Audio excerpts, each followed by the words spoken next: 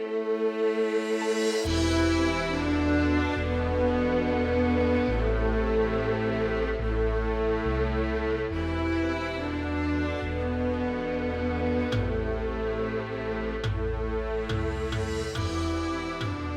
everyone, and welcome to the Circle of the World podcast, where we discuss Joe Abercrombie's First Law series. I am one of your hosts, Lord Chamberlain Jeffrey, and here are my co-hosts, Archlector George, and Harrison, the Adeptus Historical. Today we are covering Before They Are Hanged, the second book in the original trilogy. We'll be covering Among the Stones, the Fruits of Boldness, one for dinner, and one of them. So let's get started. Everyone, thank you for all your support and your kind well wishes during the holiday break. And we had a good Happy New Year to everybody. Yeah, Happy New Year! Right? Happy New Year! Mm-hmm.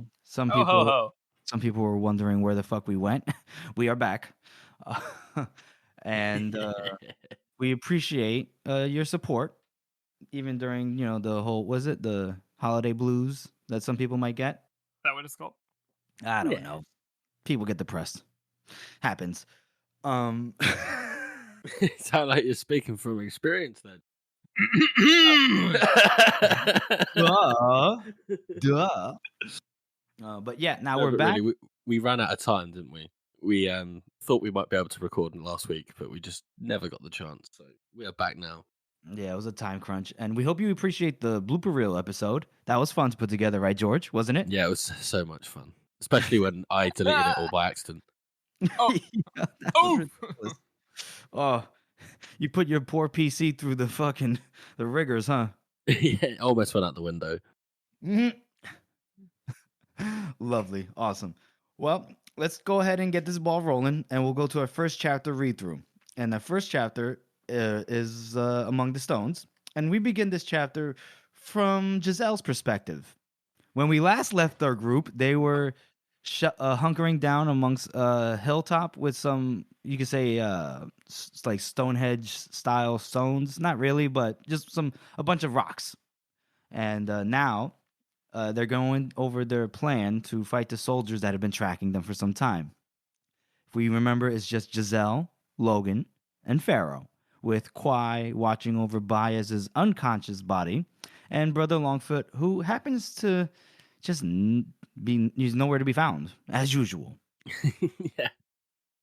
Our boy just knows when to dip out when the fighting's nearby. That's his most remarkable talent. Yeah, he's actually there, though. Like, he's just hiding under a rock or something. He's probably 50 feet away just watching everything. We get one POV of him. He's under the rock. He's just like, hiding is one of my many remarkable talents. Blah, blah, blah. He just goes on and on and on. We find out that he just talks to himself like that as much as anybody else. In the third person? Yeah, exactly. In his own head. Like, it's just constant in a monologue. I love that. So going back to the chapter read through, like I said, Logan's kind of going over the plan, and Giselle confides to Logan that he's scared. He's so scared. And and Logan actually gives him a pretty decent pep talk, He says, you got family? And he's like, father, 2 brothers. Don't know how much they like me, really. And he's like, man, fuck them then. You got kids? Nope. Got a wife? Nah. He's like, come on. We know you got Come on, bro. Come on. You're with somebody. Yeah. And then Giselle kind of confides, like, yeah, maybe. I don't know. And then he goes, what about you? And then Logan says, like, you know what? You're my family now. You, Pharaoh, Quai, the whole gang. And then, being scared is normal, and it's, everything's okay. And then, right before that, doesn't he say something like, Giselle's like, she doesn't look scared to Pharaoh? Yeah, but I wouldn't want to follow her example. Yeah, she crazy. She crazy.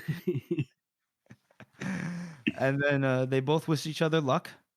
And then it's like a genuinely touching moment, isn't it? It is. You see Logan being a really good leader. Mm-hmm.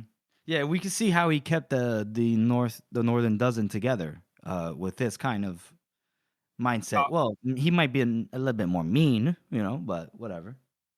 He's like, listen, it's the right to be scared, but don't be, otherwise you're a pussy. And then it's Giselle. He's like, Giselle, he's like, hey man, it's all right.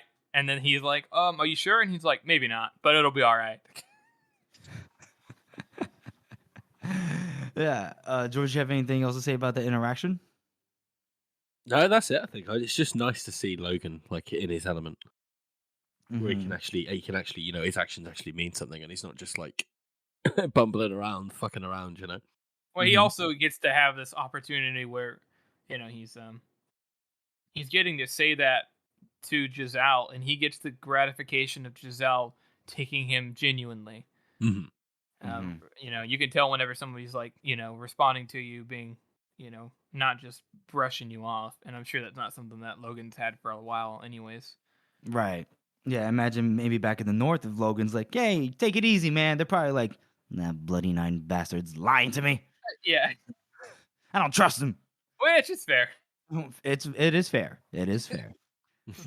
Then our point of view switches over to Pharaoh, and she's ready with her bow down the hillside. She's ready to do some damage. She, she takes out a couple guys that she sees at least that the soldiers are approaching the hill in a semicircle, and they're slowly creeping up. They're being obviously very wary. Considering the last time they encountered this group, things exploded. So So they're like, we're gonna take our time with this. And so with that, Pharaoh, just starts popping off the arrows, bing, bing, boom. Right? She takes out what, 2? Yeah, we see her legendary aim. She manages to get these guys like as the sun's going down from a distance, and they don't even know where she is. And they're like, "What the fuck is going on here?" Yeah, for real. It's badass. Yeah. Although for someone with legendary aim, I feel like she's kind of like wasting arrows here already. Just saying. Oh yeah, are you an expert marksman, Jeffrey? I do archery, so I know more than. Would you be able to make the same shots? Absolutely not. But I am obviously qualified to comment on this. No. Go ahead. This part here too is cool. It's like kind of a whole action sequence, but Pharaoh is like, oh, it's like in her element.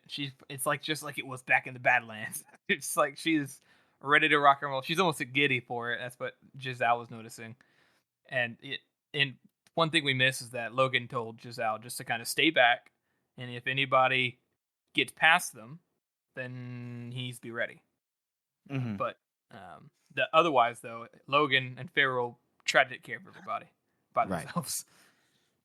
Which is wild, if you think about it. 13 of them, right? I think. Something like that. It's crazy. And, they can't trust Kwai to help out. And, Longfoot is about as useful as a broken dick. So, it just ain't happening. Then, like you said, there's a whole action sequence with this chapter because it switches over to Logan, who's like hiding behind a stone. He's waiting for some guy to like walk past. And then Logan just takes his ass out. And then he starts running, screaming, "Still alive!" as a spear, is like flying right by him. He's like, "Oh fuck!" So they're doing good work already in the beginning. Seems things are happening here. All right, right. Then it switches back to Pharaoh, and Pharaoh is again, she's like ducking behind rocks, shooting off some more arrows. She takes out like one more guy, I believe, with just arrows or 2. Yeah, I think it's one more, and then she goes for a sword. Right. And then she's like, "Okay, time to get close." Then switches back to Logan. And now he's looking right at a dude. He's, it's close quarters combat. It's going crazy, right? Yeah. I love how he kills this guy and he just goes, and he's like, "What?" Yeah, he asked him. He's like, "What's her mate?" And he's dead. It's like, why would you ask him that? That's so strange. Oh, Logan always being what? Logan always being considerate of conversational etiquette. Yeah. And now we switch back to Pharaoh, who isn't just screaming, "Come on, you fucking cunt!" It's like, "Oh, Pharaoh, take it easy." Oh Lord. And she starts stabbing at she's fighting this other guy who has a spear, big giant dude. She can't even count the strides, like how far away he is as he's charging her. Then she takes him out easy by undercutting him the legs. Then switches over to Logan again, and it's just going back and forth, back and forth, back and forth. And now this guy Logan is fighting some giant. And you guys want to talk about this little sequence? Anybody? The With big guy. Yeah, the Logan giant fighting guy. Phineas. No, the It's giant not guy Phineas before yet, is it? Phineas. Yeah, Oh, yeah. no. Go ahead, Harrison. He was a big bastard. This one, I don't know why, but the way Pacey delivers that line always makes me like, oh, he was a big motherfucker. I don't know what it is. Mhm. Well, it's kind of just like, honestly, it's kind of like the typical, big guy bat fight where he's just like, obviously he's stronger and everything, but the thing that Logan does, to beat him, which he does in multiple times, and it honestly is very smart, and the reason why he has one of his lines being "you can never have too many knives" is because he kills this guy with a knife, which Right, because they're engaged in some kind of like bear hug, right? right, yeah, and Mhm. Logan's a strong dude. He's a big dude, but apparently this guy's even bigger. Yeah. And I just like that Logan, even though for him being a big guy, that this kind of shows his cleverness as well. Mhm. He's like taking guys out with the sword and stuff, but then when it comes down to it, whenever he's outmatched physically, then he gets creative as well. He like is very adaptable for the situations. I mean, don't get me wrong, he's scared as shit, but he also is prepared. Yeah, that's very true. He doesn't just rely on brute strength. So yeah, our boy's smart. You can never have too many knives. And then we switch over to Pharaoh, and she gets shot. She gets shot in the shoulder by an arrow. Doesn't feel anything because obviously Pharaoh doesn't feel pain, but her arm is numb. So she's just got one working arm with the sword, and she takes out this other fucking dude, I guess, because she started crawling through the long grass, and takes him out with the legs again, always as before. And she after she takes him out, she's like creeping up through the hilltop to find more people to kill because that's what She doesn't really take him out. Like he happens to get stabbed by the arrow that's coming through her shoulder. Right? It's Yeah. like, what the fuck? That's rough. which is great. Yeah, but that is very true. Stabbed him right through the eye. I mean, that's not funny, but Pharaoh just falls on him and he dies. It's funny. Mhm. Then we have Phineas. Oh yeah, the same guy who ambushed them previously, who is the leader. now, the leader of this little band, and he's now in front of Logan, and he's all like, "What happened to your sorcerer?" He's all like jumping around and stuff, which is an interesting little thing he's got here. He's got like a buckler and a sword, and he is moving quick, and it kind of gives you like a gladiator vibe. We never see this ever again, but it makes me wonder if there's just something. He's very much seems like a showman. Yeah, I wonder if this is some sort of sport or some kind of gladiator type thing that he learned. He's obviously got style. He knows what he's doing. Like something in the old Empire. Ever since I first read it, I wondered, like, how like the Union has their short steel, their short steel and their long steel, and they have a style. I wonder if they have a similar kind of thing with a buckler and a sword, but in the old Empire. Well, you're saying buckler. What do you mean by buckler? Who's got like a small shield, right? He's got a big square shield. I feel like the old Empire. Empire. I thought he had a small one. No. I feel more like the old Empire. They're based off the Roman/ancient Greek style warfare. What do you got, the Praetorians and all that jazz? So he's probably it says big square shield and a thick sword. That just sounds exactly Roman, doesn't it? Yeah. So he's probably doing the whole shield stab. So. But I do like how he says one to me. That's where I think Harrison gets it right here. It does sort of seem like he's treating it like a game. Yeah, he's trying to be Captain Jack Sparrow up in this bitch. Exactly. Yeah. He does have the tone that he is like, oh, one to me. Like he's like he is making fun of the Union rather than like, oh, I'm actually, That's true. That could be. Possibly. That could be that. I don't know why you're arguing with yourself now, though. Oh no, I didn't mean like he has the same style as I don't mean like I meant like he's. I know. I was joking. Oh, I meant like he's got his own thing with the old Empire. It's similar to the Union having their own style. Mm-hmm.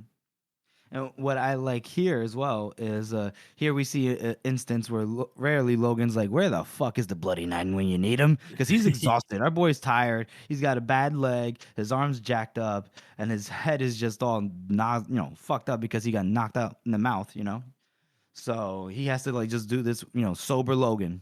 And what else happens? They just keep fighting, and then eventually there's a point where Logan can thrust him Completely, away like- to the point and just cuts his fucking ankle off, his foot off. Yeah, he feigns weakness, so he is injured and stuff, so he just exaggerates it and acts really vulnerable. And Phineas is all like, "Oh, that's all you got, huh?" And then he goes in, and then he just erupts and then chops off his foot. And Phineas is like, "Oh, my foot! My foot!" And then he's like, "Wait!" And Logan just fucking murdered. Mm-hmm. Yeah, And that's it. That's the end of Phineas. and I like how He does say like daunting. Logan goes, "Oh, that's it, huh?" Who says that's it, huh? Well, like so, Phineas is like That's it, huh? Whenever Logan starts acting tired, and then whenever Logan chops his foot off, and he's like asking for sympathy or whatever, Logan goes, "That it?" Well, that was no, he goes. that He was says when he says my foot, he says put it out of your mind. yeah. That it part was when he cut him in the shoulder. Oh yeah. Yeah, and that part was I was gonna say like that's like very not eerie, but like daunting. Like he's like my foot, and then Logan's just walking, and kicks the foot out. He's like, "Put it out of your mind." It's like, "Oh, no." It's like, chill out, Logan, please. And then Phineas, he has some bravery, right? He tries to get on his one last good leg to give a good lunge, and He's just fucking hopping away. and it does not work. So then he realizes he has to go back to the other, so he starts climbing back up towards the summit of the hill, and perspective changes again, and this time it is Pharaoh still, right? Yeah. She's already in close quarters. She can't use her sword, so she whips out her knife and goes to try to fight this guy. And it's a bigger guy, but Pharaoh's, she's a woman, so there's a lot of guys who are bigger than her anyway. So this other guy, he grabs her and starts, choking her out, starts squeezing, and it looks like he's actually getting the best of her here. And then a big pale 3-fingered hand, like with blood all over it, like goes around the guy's entire face and like rips it back, which is kind of terrifying. Like you were talking about how kind of creepy. He's like kicks the foot out of his way and he's like, "Put it out of your mind." And then this guy is just sitting here, and Logan doesn't come up behind him and like choke him out real quick. He puts his whole hand over his face and just whips him around and kills him. Basically, nearly rips his fucking head off. Yeah, Mhm. yeah, which is badass and terrifying. For real. And they're just like, holy shit. Like they're both like tired. Logan and Farrah both are, and they're like, I wonder how many are left. And they're like, oh, I think a couple. And then they glance up towards the top of the hill, and then they they start heading up to the top. Mm-hmm. Yep. Now we cut to Giselle. Giselle, the last perspective, point of view in this chapter, and man, it's fun, isn't it? Giselle's guarding Baez and Kwai and the wagon, and his nerves they're jangled, they're up, and then two guys come up on the hill, and he's like, "Oh fuck!"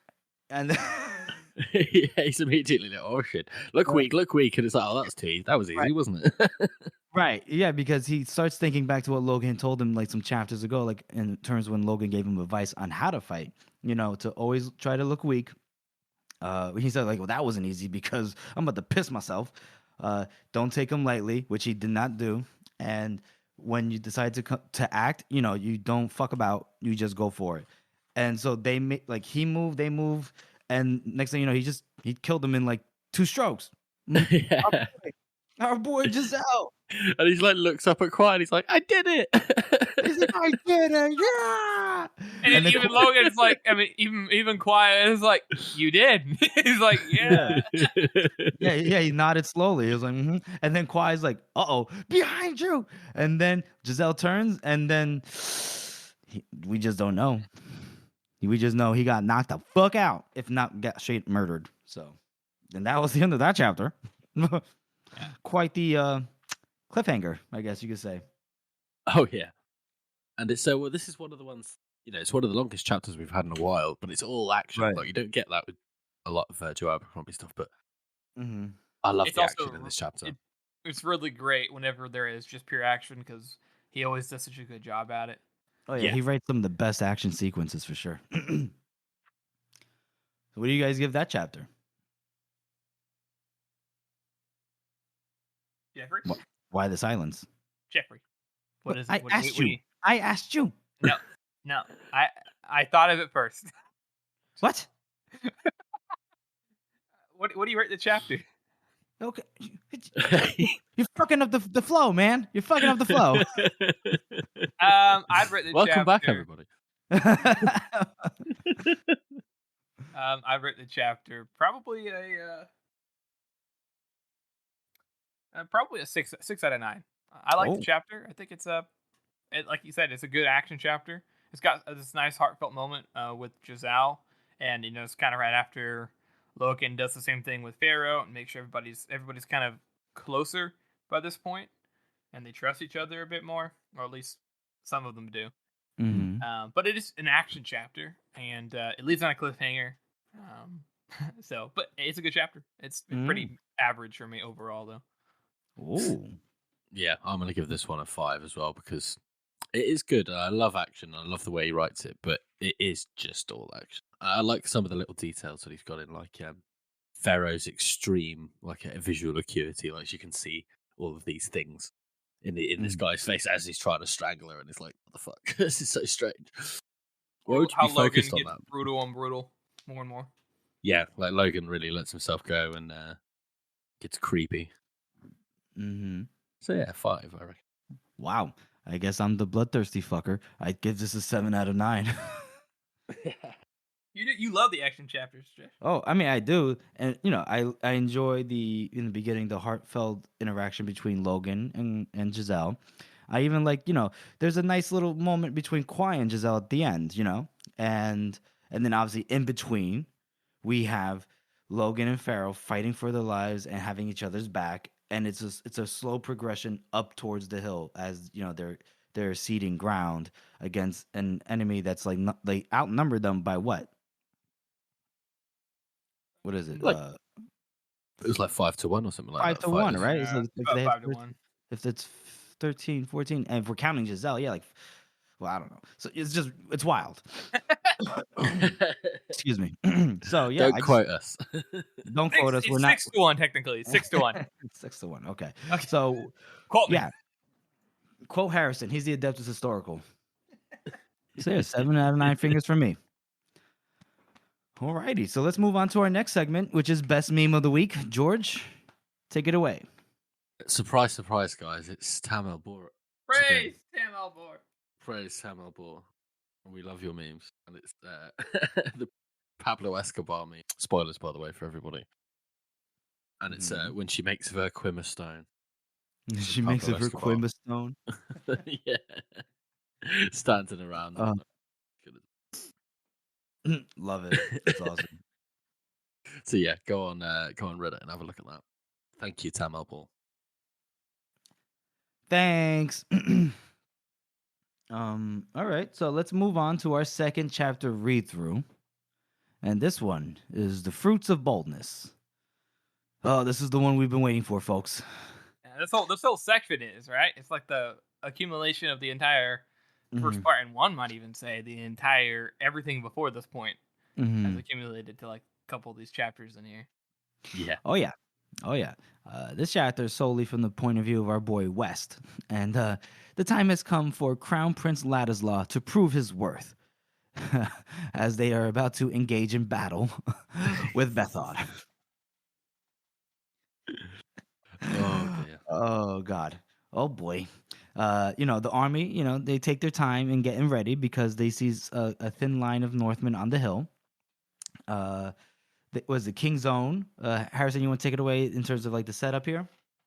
Yeah, so there are 4 battalions of the King's Own, which is about 500 men per battalion. And they are right in the middle of the valley, and they're unfortunately down in the valley, not up on the little rise where they are. And they're facing off against a larger hill, where there are, probably a couple dozen Northmen. It's not enough to like take on the army, but nothing that is to squawk at. It's a good number of men, of just some savage-looking dudes. More than likely, the Easterners that Dogman had spotted the banners of whenever they were scouting them out. So they're more savage folk. They're not even the Bethod's Northmen, and they're just sitting up there looking down at them. Everybody's setting up. On the flanks, they have the levies. And Ladislaus' force is about, as Burr said, about 10,000 men. Although they've already lost some guys because of where they're camped and stuff, but still about 10,000 men. So there's about 2,000 King's Own in the middle, and then about 4,000 levies on each side. And they're in just a very standard line formation. The King's Own has some cavalry and some crossbowmen, flatbowmen, who are already set up. But that's the array. We can't see Bethod set up, but they know he's on the other side of the hill somewhere, close by. But they don't know exactly where he's at. Yeah. Mm-hmm. So it's exactly what Ladislaus wants to see, isn't it? Yeah, just Like just like not even 100 Easterners sitting up there dicking around. Mm-hmm. I love how after West's like initial sort of telling us what's going on, and then the first thing is just Smund going, "They mock us." They're immediately just being stupid. We should give them a taste of Union lances. Yeah.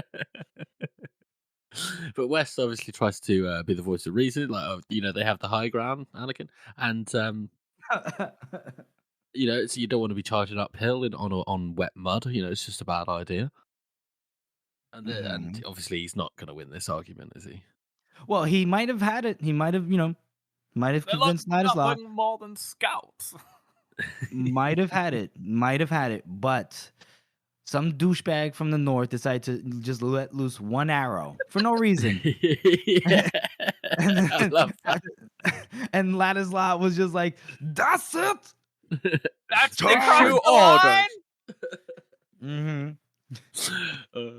I love it when the King's are charging away here. Smund's like, "That's it. That's the damn recipe." That's got to be the most uptight thing anyone has ever said in these books. That's the recipe. I just love the thought of like one of these guys, one of these Eastern bastards up at the top, one of the Krena bastards, looking back at the army, and Bethod's like shrugs, and the guy like pulls out an arrow and just fucking lobs it up. Just to see what would happen. And then they all get the whole command tent gets all riled up. Mm-hmm. Mine is the weight of command. I like how the King's Own, they disappear over the hill, Mm-hmm. and then it just goes silent, and they're all just stood around going. They're like taking the time, aren't they? It's been quite a long time. It's hilarious. They're like, don't worry, it'll be okay. And then the mist that's been like going around the north for a little bit is starting to get stronger. It's getting hard for them to see. And then somebody yells out like, "That's them!" And they're looking and they see like the horsemen coming back, the King's Own, right? Their cavalry, and they realize. Oh no! Wait, sorry. Yes, no, you're right. They do think they're coming back, and then they realize that it's just a line of calls coming up over the rise, and they're like, oh. And then out of the line of calls come a whole line of flatbowmen. They notice that they have flatbows, and they're up on the higher hill, and they pull up their flatbows and just start firing down into the ranks, volley after volley. And if the first volley goes into the King's Own, which doesn't do too much because the King's Own, like, they've got plate armor and stuff, and they're really well equipped. And then they change targets to the levies, and the levies start just dying in droves for the hundreds of the flatbow bolts that are coming down. Mhm. And it's funny because it takes them like what, three volleys before anybody does anything. They're like, oh wait, Wes is like, we got to pull back. Yeah. Yeah. Clearly hasn't played enough time playing Total War. No, he has not. And now Ladislaw's like, well, I mean, what do you think, Wes? What do you think we should do? Because they're getting peppered up, and Wes is like, we either got to advance and close the distance, or we got to retreat to higher ground. And Ladislaw's like, well. And then Wes is like, oh, I thought the burden of command was yours and yours alone, you motherfucker. He's like, but he just like, fuck it. He's like, sound the retreat, you know? And they start retreating. And but you know, the mist is coming in harder, the formations are starting to fray, and the Carls are beginning to move, and they're like, and not only they're beginning to move, they're beginning to do that whole, you know, wild man yell, you know, just shaking their weapons. Well, it's perfect. I mean, I'll give you guys full details whenever I release the Battle of the Cumner video. But the fact it's kind of a genius move because there's this mist. These are like poor ass forces. Only the King's Own are like actually organized and retreating. The levies are like all of them, like, or some of them are even running already. Just they're already breaking, and then on top of that, now you have thousands of like savages in their minds coming over the hill, and they just start coming down in this, like you said, like a inhuman scream. I don't know about you guys, but I'd be fucking terrified. Yeah. Mm-hmm. You can't see anything. All you hear is Yeah. Oh god. And so now they realize the Carls are charging, so now they have to form battle lines. The bugler, the guy with the bugle, the guy with the bugle, the bugle man is just all like, what do I do? And then out of nowhere, it's Pike. He's like screaming out, you know, lines, form lines, and then it snaps, it gets the guy into shape, and he starts, you know, and all that jazz. Yeah. And then they start to form battle lines. You know, they kind of get into some kind of cohesive shape. And then, but they can't see. The mist is getting even much more stronger. So West and the command tent can't see what's going on. And there's no sound that actually signifies the point of contact, right? Mm-hmm. And then, so they're just like, kind of like, what the fuck's going on? Some guy comes up through the mist and he's like, where the hell's the motherfucking headquarters? And then, you know, he says, what does he ask for? He asked for he salutes West and he's like, I am Ladislaw. He salutes West because he's like, Your Majesty, the 4th Regiment is under heavy assault and asks for reinforcements. And then he goes, I am Ladislaw, and then he has to repeat himself. And then he goes, who is Major Bodsden? He's like, you mother Bodsden. That's and then ridiculous. It is. And then he's trying to tell him, he tries to find like figure out what to do, and then Ladislaw is just like, just hold and then drive them back and fight to the last man. And then he goes, tell Major Clodzin that help is on the way. Yeah, he gets his fucking name wrong. It's so stupid, isn't it? I like how he's just like, yes, fight to the last man. That'll do. It's like that sounds like a good thing to say. Mm-hmm. And then some of the levies are starting to retreat. You know, they're breaking. It's about to be a rout. It seems like, at least on the levy side. They can't see anything now at this point because the mist is getting so much stronger. And then somebody pointed out that they could hear like horses. And then, you know, Smund is like, oh shit, look, it's the cavalry. They've returned. And he starts walking towards them, right? He's like, you there, prepare your men for another. And then, but Wes is like, wait a minute, something ain't right here. Turns out it's the Northmen dressed in the Union uniforms, like their armor and whatnot. Yeah. So looks like the cavalry got all fucked up. And now it's just chaos. Who wants to talk about the chaos? Oh, it's brilliant. I just love how it, like, shit, nobody knows what's going on. Mm-hmm. And Wes just running around looking for the prince. He's like, protect the prince. And then he's like, where the fuck is the prince? Like, what the hell's going on? Mm-hmm. and then he gets like knocked down. He's still looking for the prince. He can't figure out what's going on. Somebody does somebody save him or The oh prince. yeah.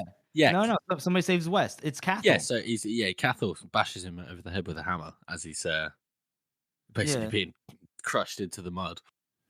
Yeah, some dude had knocked West down and was just like you said, just stepping on him and just making like it's just and what do you say? He's like, no last words, no pithy phrases, no expressions of anger, remorse, or anything. Just that's it. And then the Northman gets his head caved in by Cathal. And they're looking around. He's still trying to find the prince, and Cathal's like, man, fuck this. I'm trying to get out of here.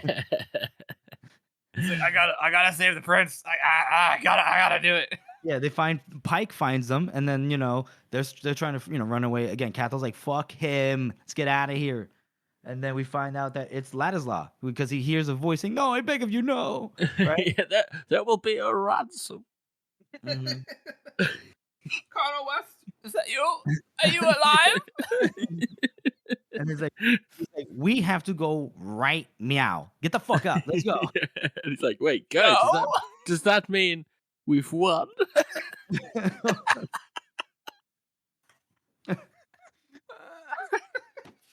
It's so fucking ridiculous, man. I lost my sword somewhere. I bet you did, Prince. Which, I bet you. to be fair, I'll give Ladislaw this. Wes is basically in the same state of mind. He's like, "What the fuck?" He's like, "Oh," because remember when he gets knocked over, what he thinks of is Luthar. He's like, "Oh, that boy's getting too good for me." Like he's not in the right state of mind at all either. So to be fair to Ladislaw, he's never even seen combat. The fact that he is even like, go. Mm-hmm. Makes sense. Yeah, that's a good point. Yeah, it is. He's still a cunt though. Still a Oh cunt. yeah. I didn't mean sympathetic wise. I meant like understanding. Most of us would probably be like, "What the fuck?" Yeah, no, for sure. And then the four of them start running down the hills. They're like, "Fuck this, we're out." And they realize that first they try to run towards the baggage train, then they realize, "Oh no, that's where they're gonna go for first. Fuck that." They go a different direction. And then I like this part where it's like he could see the others ahead of him. Prince Ladislaw well in front, like he's out. He's not looking back for anybody. And it's Pike and Cathal, and then Cathal turns around and is like, "Uh-oh." And then Wes is like, "What now?" And he looks, and a rider is following them. He's like, "Shit!"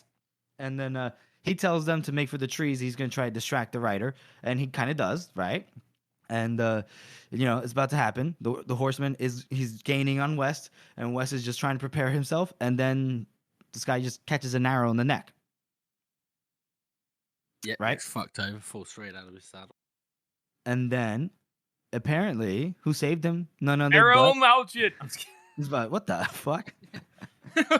It's the dog man. It's the dog man. Yeah, and he's like, "You're lucky, you came to me, but shit."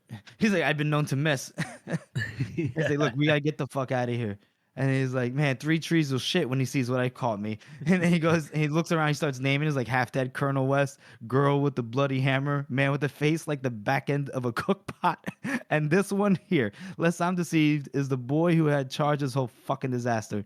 And then he goes, 3 trees is going to shit. Oh my god. Oh, that was a great chapter. I thoroughly enjoyed that chapter.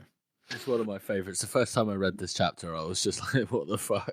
This is so good." Mm-hmm. Just the good guys in quotes getting absolutely fucked on the first try. Mm-hmm. Yeah, it feels like a because it's like the first time we actually get to see like a battle in this series, and to see the way it goes, and just like you said, to see our hero get like absolutely crushed, and the entire army get absolutely demolished. Because they even point out too that West knows that they've been routed, and whenever they're running away, he's like, "Oh, there's our like our column, our supply column," and they're guaranteed to get raided and stuff, and it's just a very nice unexpected instance of happening, you just assume that they're going to get saved, or Marshall Burr is going to come around the corner and with the cavalry and save them. But no, they just get screwed entirely. Yeah. Mm-hmm. I mean, you could. It is exactly like that, isn't it? Being set up for a Deus Ex Machina where something happens. The army is saved. And of course, like the main characters from the army do survive, but at great cost. But yeah, Harrison, I love that bit where he's when he finds the baggage train, he's like, "Ooh, carts, that's good. That means it's the baggage train." And then he thinks for a second, he's like, "Wait, no, carts, that's bad."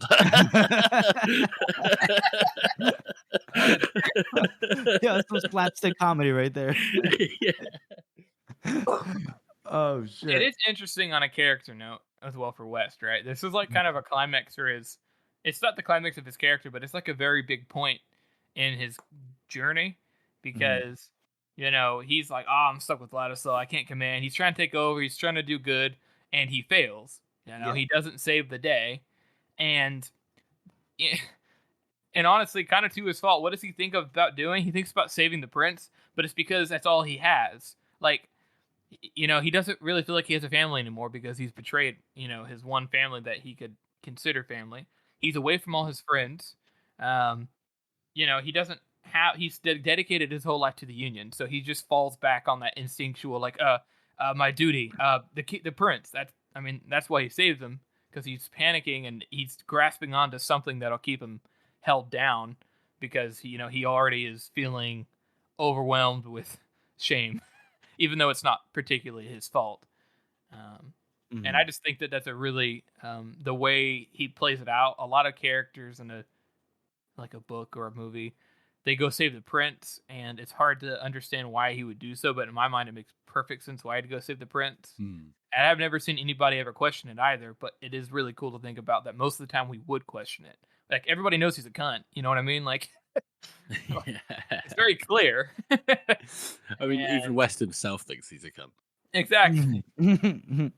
But he's like, this is the one job that he's been given, and he's been trusted to do it, and, being a commoner, and he's actually gotten to this rank in the army, which probably nobody else ever has. Right. And he's like, right now, I've got to do the last thing I can possibly do to make sure this works out, because if he manages to get Ladislaw, like, back to the Union alive, then he's a hero. Yeah. Right. Or at least he'll succeed at something. Exactly. To some degree, compared to losing 10,000 men. But hey, whatever. What's that compared to a crown prince? Exactly. Philosophy. So, what would you rate this chapter?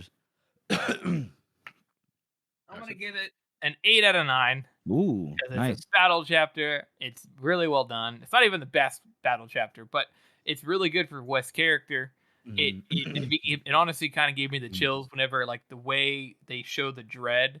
He conveys the dread of things turning bad so well, because West is panicking and you can tell that it's falling apart.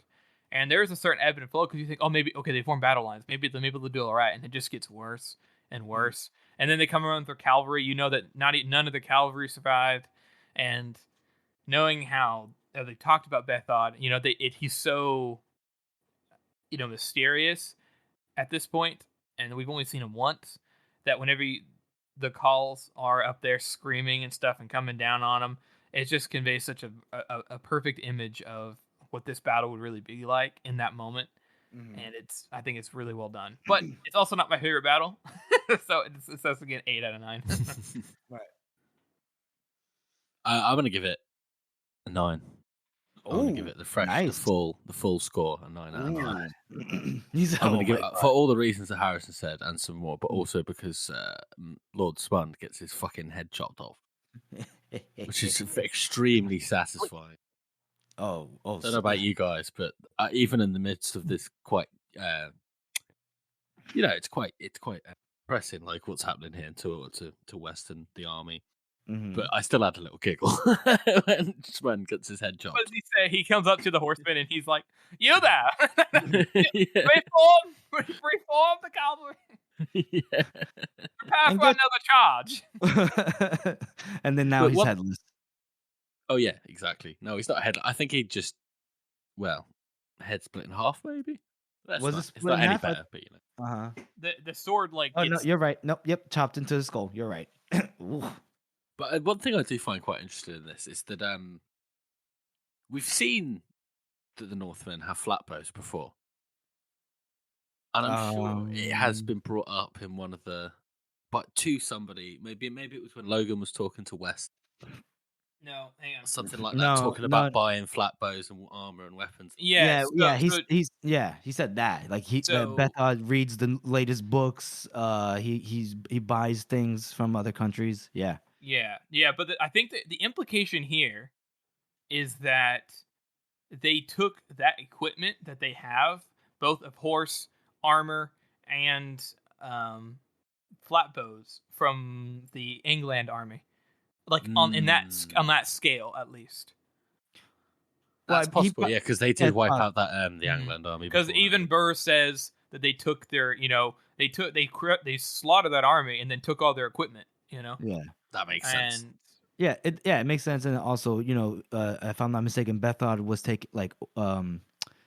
purchasing, weapons of war from like Styria and Gurkel.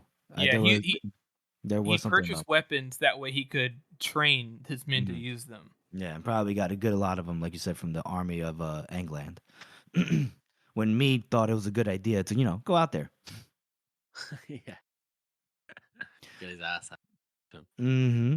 It's happening a lot lately. I'm giving this chapter an 8 and a knuckle. Love this chapter. So I figured I split the difference between you two. Oh, Yeah. I just bridged the gap. All right, so let's move on to our character spot. And man, don't we have good timing? Don't. say one thing for the Circle of the World podcast. Say we have good timing. Mm-hmm. Mm-hmm. Because who's our character spot? Lord Smund. Oh, tell me about him, Adeptus. He was a hero. He died protecting the crown prince. If he wasn't in the way of that sword, Ladislaw would have been in the way. It's true that he died not long after, but he tried. Whoa. Him and No, him and his oversized hat will be remembered fondly. Easy They'll one have a to grand statue on the Kingsway. But at the same time, it was all of his fault too. Yes, it absolutely Yeah, was his fault. yeah. He egged Ladislaw on to even decide to ride out to meet Bethod. And then he's like, we should charge. Yeah, definitely charge, guys. We should do it. Ride them back. Do it, pussy. Come on, Ladislaw. You won't do it, you little bitch. And it's like, Smund is such a he's like that college bro who is like so much fun at a party. But anybody who listens to him is an idiot because all he does is party. I think he's but he's like a nepo baby, a nepotism baby, whatever they call nowadays. I mean, that all goes of them are. that goes All to of them. college parties. Yeah, for sure. I just love that the entire staff, he's like the ringleader of Mhm. Ladislaw's staff, who are all like they're all nobility who went to war for glory. And to see them all get slaughtered, you don't even feel bad. You feel bad for like the levies and the King's Own because they're like people, but like these guys, nah. Smund was like the representation of like the utmost class who are completely disengaged from the world, and to see them get absolutely dicked on for their foolishness and them getting 10,000 men killed, totally down for it. Yeah. Oh, 100%. Yeah. I mean, I'm not down for the 10,000 men dying, but yeah. But for them dying, for the 10,000 men dying, Gotcha. Makes sense. So this is what happens. Is there anything else you want to say, George, about Lord Smund? I think it's all been said. I'm glad he's dead. Nothing about his vim and vigor? Okay, never mind.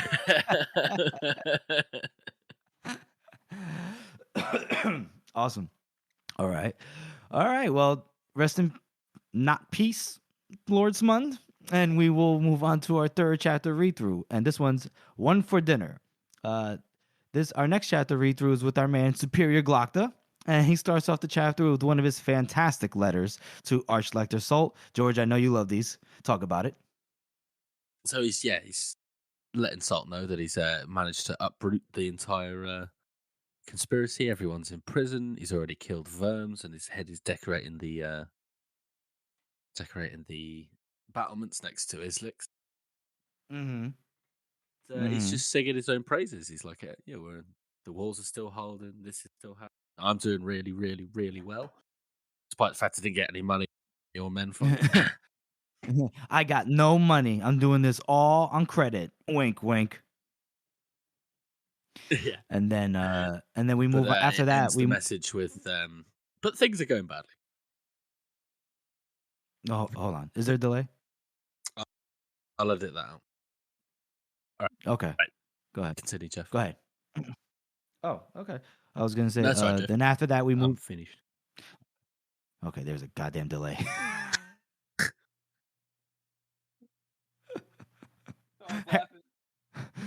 Okay. Okay. All right. It should be a bit better now. Say something. Hi.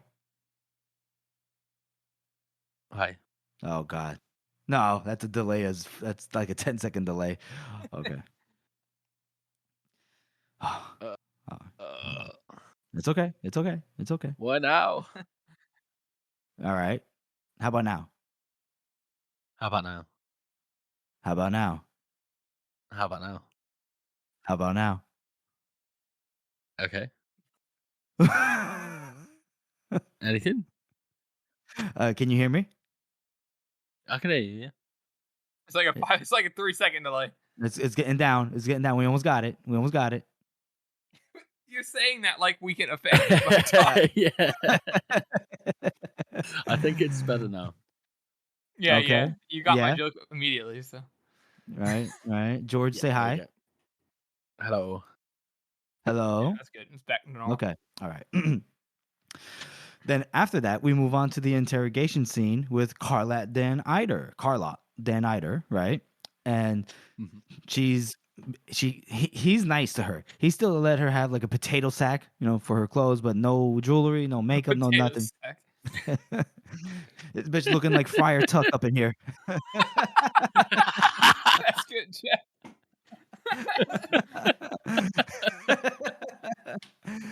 And so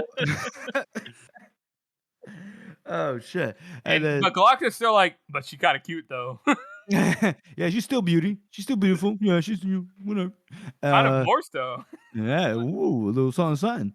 And so Galactus like, all right, listen, we got all the info we need from Verms. He's already dead. And then he's like, I just need you to tell me these three things. I need your signature, I need your reasons, and I need you to tell me who the Gurkish agent is. And then she's like, you wouldn't dare torture me. You have a conscience. You're not Davos. Oh my god. Right. And then Galactus just like, you motherfuckers literally just sent me pictures of Friar Tuck. Alms for the poor. And then after he convinces her that like he doesn't have a conscience, that he would just do terrible, terrible, terrible things, and that he's only going to give her one shot because he's been very lenient with her compared to what he's done to other people. She kind of just like collapses right there, and internally, and she gives an impassioned speech for her reasons, right? For betraying the union, because it's all about greed, all on the part of the merchants, and they're even fucking bankrupt and shit. And so she was trying to time it out, where they can give over Dagosca before the union, anybody from the union came over. But Davos found out, and Davos wasn't even going to snitch on them. He just wanted way more money than Eider can afford. So then she had to tell, the Gurkish, like, hey, it can't happen. Davos is about to snitch, all that stuff. And then they're like, we got this. And then Davos disappears. And then Glokta shows up, and they're like, oh, we can still get this going. We can still make this happen. But then Verm starts to get greedy. And then that gives Glokta time to, rally the forces, pay Casca to betray Eider, basically it still could have happened up until Glokta got that money, essentially. Which, it's like, okay, Glokta's like, get it. Now I need you to sign, and I want you to name the Gurkish agent. And Eider doesn't really know. She's like, I don't even know. but Vitari doesn't really believe her and decides to choke it out of her. And Glokta basically lets it happen until he changes his mind. Vitari and Severa are like, "What? You change your mind? This is insane." And he's like, "I might need her for later." And then a which bit is of a time. odd for Glokta, and he says here like we might need her for later, but obviously from his internal dialogue and where he was going with it, that we know he's changed his mind. Yeah. Well, the other thing too is, you were saying earlier, Jeff, that he convinces her that he doesn't have a conscience. No, he admits that he does. It's just he's locked it away and kept it, fucking, choked and gagged in a corner in his mind, which is very true because sometimes he even admits too it rears its head. That's very rarely, and it's and after he hears the story about her, it's it's very clear, and it's a very human scenario of how it goes back and forth and how one person gets greedy and the other person wants to do that. And Cartlet and Ida was genuinely trying to do the right thing the entire time. And Glokta has a very big soft spot for people who are trying to genuinely do the right thing. He does. Because he knows that he has never been and will never be like that. He kind of he is I don't know what the term would be. He admires it. People who are like that. And I think after he hears the story, that's whenever he decides, I'm not gonna choke her out right here. Yeah. And I like that. I find that a really interesting dynamic shift here that Glokta, as far as we know, all of the people that he is torturing have done something. Yep. And they are, they are greedy, or they are this, or they are treacherous, or whatever. Yeah. But she is genuinely doing things for good reason. Right. She's trying to save as many lives as possible. And she was trying to get this done without any bloodshed. Yep. Yeah. So and now thousands of people are gonna die. Well, maybe. We'll see. No, they're gonna die. So a bit of a time jump later, and Glokta's, he's in his room. He's chilling. Again, 90s music video, just standing by the window, looking out. He's watching the Gurkish assault the walls. And he's just like, And then Chickle arrives, and he's like, "Oh, I don't need you. You're not needed for the rest of the night. I'm expecting somebody, and it might not be safe." But she doesn't leave. She's the agent! Yeah. I love this reveal as well. Yeah, she's like, "Visitor, huh?" And then she starts walking. And then Glokta's like, what? Yeah. But Ida had told him, "Hey, listen, they're going to come for you now because I told them, they're not going to hear from me. They know I've been caught. So they're probably going to come for you soon." Yeah, they said they might come for you even tonight. And so it's like, tonight's the night. And she pads forwards slowly towards Glokta. And then Glokta's like, "This is wild." And then she's basically missing that she ate Davos. And he's like, "Oh, hell no." And I love that Glokta's like, he's just laughing kind of. He's like, "Oh my God, Hako was right." Yeah. He's like, "That racist bastard." All the time. And then, he tries to keep her talking a little bit. And the reason why is because apparently Vitari's up in the rafters of the ceiling. She, drops down the little chain, yanks it up, right before, Shickle tries to almost kills Glokta. And then the practicals are on her, right? Severa tries to grab her legs while Vitari yanks her up. But he gets kicked in the face. And then he goes flying across the room. And then Shickle drags the chain down and Vitari along with it. And now they're like fighting each other. And then fucking Frost has to, full on bull rush her. And even then, after he tackles her, she just kind of stands up, even though all his body weighs on her. And she's still like walking towards Glokta. And he's like, "What the fuck?" That is crazy, isn't it? Like, you see another display of power of the Eaters, like even this one that's very, very young. Or, was very young when they became an Eater. And she seems to be pretty weak, too. Because She's And 13. well, I know she's 13, but she's young and she seems to be weaker than all of the others because some of these other ones that we'll see in the future would Mhm. have no problem handling these three Yeah, at but all. But yeah, that makes me wonder is because she hasn't eaten in a while because she's been trying to keep her cover. Possibly. Possibly, but I think it also just it's like it's a time thing. Like when they say like how powerful Kalul and Mamoon is, they've been eaten for hundreds of years. They're like. That's true. That's true. I think I think it's temporal, like at least that power scale, in that sense. That's a good point. Yeah, definitely does have something to do with that. Yeah. I mean, Frost is able to at least restrain one arm, right? But she's still, fucking crawling forward, and then she has one arm outstretched, and Glocta's like, he almost like wants to touch it. He's like, that's fascinating. Yeah. And then Severard comes back, and with the stick, he breaks her arm. He just hits it, and when he breaks it clean in half, I'm assuming they mean, like Joe means, the arm's still attached to the skin. It's just like at a 90-degree angle now or something. Yeah. And Yeah. she just heals herself. Uh-huh. And then basically, Frost yokes her, throws her against the ceiling, and then they all just start whipping her ass. They just start punching and kicking her because they're pissed off now. It took all three of them just to momentarily restrain her, and then now she's knocked out. The fucking arm that's broken is still trying to crawl its way towards Glocta. They're like, "Yo, what?"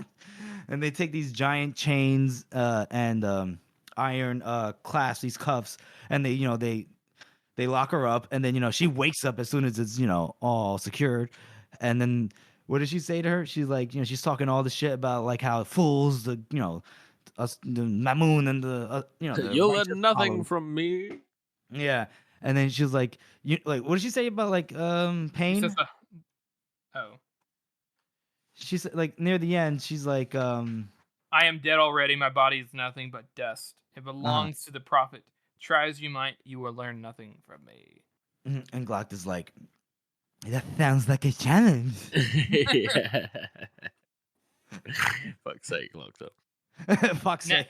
it's For one interesting. thing, I do want to point out for this though as well. In the audiobook, Shickle's accent is Irish, which I thought was quite odd. Oh, Like interesting. Northern Irish. Yeah, And it's like the Interesting. only person that has that accent in these books. the IRA. That is The interesting. IRA. Whoa, start him out young. Whoa, the eaters of the IRA. Finally get it now. Joe's symbolism. Ugh. It's interesting. I like how Glockta, right? He hears what Yulway said to him. Oh, it's an eater who killed Devoost. And Glockta's like, bullshit. But Glockta also has chains ready, like huge, massive chains. He's like, to be safe than sorry. Yeah. So basically, they're gonna go torture Shickle now. That's the end of the chapter. What do you guys rate that chapter? I'm going to give this one a 7. I mean, there's a lot of high ranking chapters for this episode. Because it's almost the opposite of the last few. This is almost all story. We get a lot of backstory about Carla Dan Ida, why she did what she did. We get a lot of interaction between her and Glocta, and how Glocta feels about all this. And I think it's, like I said, like almost the exact opposite of the last two chapters with all the action. So I like that. I like that juxtaposition, but it's also just a good story as well. So yeah, 7. Okay. Harrison? No, I reckon a 7 as well, to be honest. Interesting. Because for the same reasons that you said, I just really like the showing more of Galactus' different sides. Galactus like such a good character. Anytime they show more of who he is, it's so interesting. And to see that Carlot was not a bad guy, that Galactus is basically the bad guy in this section in terms of morally. Because he's the one getting everybody. He's gonna get more people killed in the long run. Just for what reason? Like as she says, so they can hang on to the edge of the peninsula for pride. Like it's stupid. And the whole thing is idiotic. And just to point that out, and it's kind of like, it's the same kind of thing that they have going in the other sections in the story right now, or at least with the Northern one, where you think that the heroes in a normal story, oh, they're gonna beat the bad guys. Oh, maybe they'll take a long hit, and Ladislaw will become a better person. Blah blah blah blah blah. And this one as well. Oh, he caught the conspirators. He saved the city from the Gurkish or whatever. Turns out, really, no, he didn't. I mean, not really. I mean, Glock essentially made the incorrect moral choice, but in terms of the story and everything and who he is and things going on, it's more interesting. Hmm. But to kind of show that aspect on here so blatantly, it's just so plainly seen. It kind of gives you a different feeling for different factions inside of the story. Next time we meet, a different faction or whatever, we're not immediately convinced that they are the enemy because they're opposing our main character. We're already wondering what's going on with them in the background because of this situation. Mm-hmm. And I like that. Well done. That's Well put, done. Aaron. Well put. Well put. Mm-hmm. I'll give it a 7. That'll do for the trifecta. Woo! Yeah. Yeah. You're back, baby. Yeah. More so because of the interaction between Eider and Glokta, and then the Shekel reveal. That's pretty fun too. But yeah, I mean, Harrison, you did a great job of describing as to how vital that reading is from Glokta's perspective, his character growth, and then also the perception of every human life is valuable, supposedly. So yeah. It's just the way he said that. Yeah, I know. All right. Well, let's move on to the next segment, which is our community interaction segment. Harrison, this is your baby. It is my baby. Holy shit, Harrison, he did so much work on this. I did take quite a bit of you- time on this one. And we only give you 30 seconds to talk about it. Go. I did a build your own. No, I did on Reddit here. I did a post. It just called "Build Your Own Army" or "Build Your Army," and I just thought of this idea from other people who've done it with Game of Thrones and stuff, or they say pick this thing, pick that thing. This is your army. So I did kind of a 20-point system. And then there's certain categories, and each category has a list of something that costs a certain amount of points depending on how good it is. You can't obviously pick all the best ones all the way down, and you don't have to pick out of every single category. So there was pick a general, then you pick your main body, then you pick your secondary body. So basically more of your elite side of things, and then you pick an actual elite force, one that can it's like your bodyguards or whatever, or your strike force. And then you pick a bodyguard. Then you pick your spy master or your kind of organizer, your background person. Magic user of some sort, and something special. Just basically the extra stuff that's in the story.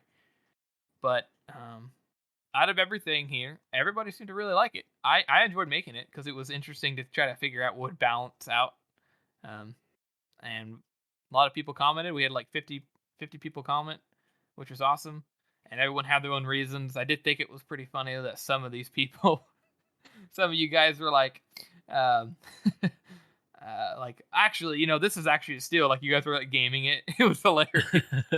Somebody, where was it on here? Somebody said, "Hey, bro, I'm gonna switch out all my other points. 15 points for the seed and 5 points for a magi. I'm gonna nuke your ass or whatever." That was hilarious. Somebody also said here, "Give me Gorse for 4, put all the maker's equipment on him for 1, give me Rick to check for the future for him, and a Magi to empower him for 4. And you literally have a one-man army, assuming his supports are protected. The remaining 9 gold I will keep for myself." He's like, "Oh, you figured it out. You've gamed the system."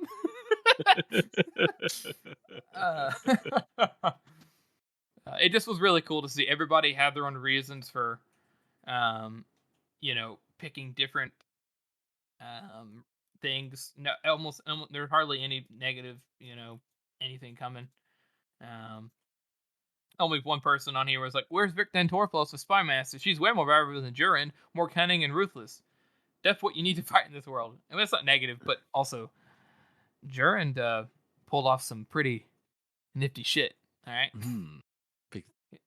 Feats it's of logistics. Yeah, and he's and I said spy master / organizer. They got to be both, Mhm. Or capable of doing both. Which all the people I picked are capable of doing both. Definitely. I love how people are putting so much effort into their answers as well. Like they're like proper justifying what they're gonna do and why they're gonna do it this way. It's like, oh, that's brilliant. I love it. Yeah, they really did. They really did like it. So I thank you for everybody who commented on it. I'm glad that everybody enjoyed it. I'll try to think of more things like this in the future. Jeffrey, you have anything to say about it? Well, unfortunately, I only just saw it about 5 minutes before we started recording. So, I thought you loved me. I love you. So I'm gonna give you, yay, good job, man. That was 9 out great. of 9 Love fingers. it. 9 out of 9 fingers. I'm proud of you. So I just haven't been on Reddit in weeks. So Nah, you're good, good dude. job, man. Good job. I also like how somebody just described the maker's weapons as dollar store Valyrian steel. Hey, They're that's actually mean. better because Valerian I steel. know. Valerian steel it doesn't have can have a weakness. Maker swords cannot be melted down as far as we know. Oh, right. Okay, like you're saying, Valyrian can be reforged. Gotcha. Right, Gotcha. Valerian Okay. steel can be broken. But Maker swords they cannot. I don't know about broken, but okay, yeah, I got you. Yeah, we haven't seen one get broken yet. Yeah, we haven't seen one get broken. But we're not talking about Game of Thrones, so yeah, we're not doing it. Yeah, we're not doing Game it. of Thrones. We're not doing it. All right. Well, thank you for that. George, you want to say anything else about that post, or? No, I'm all good. It was a great post. Really great. Good job, Harrison. Thank you, guys. And our fourth and final chapter read through is short as shit. Okay, it's from the very confused perspective of Giselle, and he's like in and out of consciousness, out of being wrecked. At first, he thinks he sees Artie, and they're kissing, and then apparently she starts chewing and sucking the skin off his face, and he's like, "What?" Girl, you shouldn't do that. Girl, you tripping? Why you doing that, baby? And I like how when he wakes up, or he's like coming in and out of consciousness, you can see all of the little personalities there. Like, I've got it. It's like, how about it? Just hold it. It's like, I'm going to be sick. Healing is not one of my remarkable. It just gets cut off. And he's like, "Don't pull his teeth out. It fell out by itself." It's like, "Oh, fucking." And, this reinforces Harrison's theory that he's just sat 50 feet away because this has got to be not long after. Yeah, they're like, "Where have you been?" I just got back.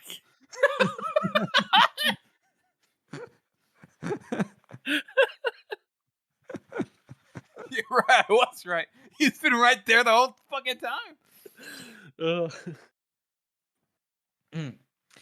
And then so all they're doing is he just hears voices, and they're trying to it seems like they're taking care of him, trying to stitch him up, and a voice says, "Good stitching, you're one of us now."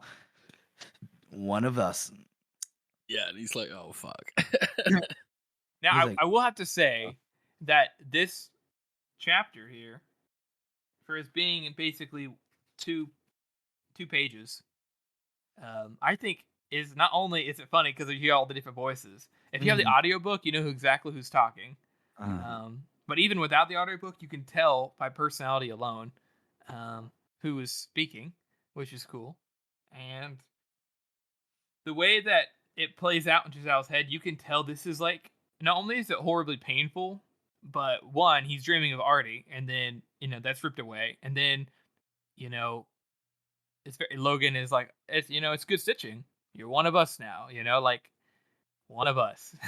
Like that is Giselle's nightmare, And yeah, this is the last thing he wanted to hear. Yeah, exactly.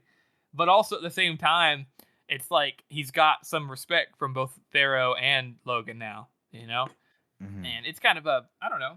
I don't think it's a bad chapter at all. It's short as shit, and I'm going to give it a 4 out of 9. But I remember reading this and being like, damn, that sucks. Yeah. I'm going to be the same. I'm going to go for a 4 because it is. You could have stuck this on the end of the last chapter and it wouldn't have been any different. Very true. Yeah, it's a short. I mean, what else can I give it a 4 as well? Like, did we just do an accidental trifecta? Yeah. Second one? 2 trifecta. Holy shit, that's a record. That's the first. It's a circle of the world first. Yeah. I mean, it's hilarious. It's just short. And Giselle's in pain and it's like, oh, all things that we like to see. So I especially love the bit where he's like, don't pull his teeth out. It fell out by itself. damn fool Pink. And I like the part where it's like, that's real good stitching. Wish you would have been around when I got these. I might still have my looks. And then she goes, what looks, Pink? And he's like, all right, Bex, let's get started on the arm there. Yep, we'll just move on. Oh, man. So, yeah, that's the fourth and final chapter read-through. That's our show, everyone. We want to thank you all again for listening and supporting this podcast. As you all know, this is a passion project for the three of us, and your support means a lot to us. Join us next week as we do a special spoiler episode. And make sure you follow us on all of our social media. We're on Instagram, we're on Twitter, and we have a website. It's circleoftheworld.com. And if you haven't already, please subscribe to our podcast on Apple Podcasts, Spotify, Google Podcasts, or wherever you get podcasts from. And please make sure to rate and review this podcast as it helps to spread our reach. Thank you all again for listening. That's the damn recipe!